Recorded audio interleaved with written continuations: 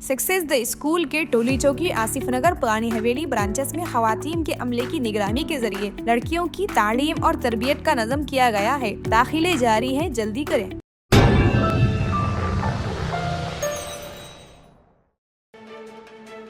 Best Asaduddin Owaisi सदर कुल हिंद मजलिस इत्तेहादुल मुस्लिमीन ने जम्मू कश्मीर के पहलगाम में हुए दहशतगर्दाना हमले की शदीद मजम्मत की। अपने बाजू पर सियाह पट्टी बांध कर खामोश एहतजाज दर्ज करवाया।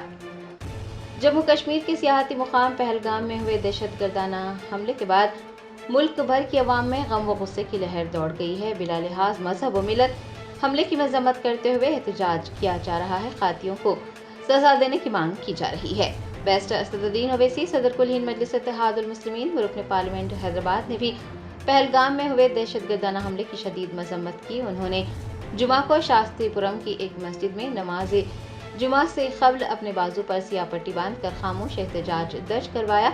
मस्जिद में मौजूद मुसल्लियों में भी सियाह पट्टियां तकसीम की गईं ताकि वो भी इज्तिमाई तौर पर बुज़दिलाना हमले के खिलाफ अपना रद्द अमल जाहिर करें।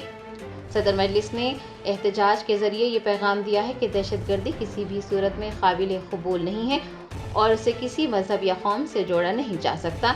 सदर मजलिस का ये एहतजाज न सिर्फ हमले के खिलाफ गम व गुस्से का इजहार है बल्कि एक पैगाम भी है कि भारत का मुसलमान दहशतगर्दी के मुखालिफ है और अमन भाईचारे के साथ साथ इंसानियत के उसूलों पर यकीन रखता है।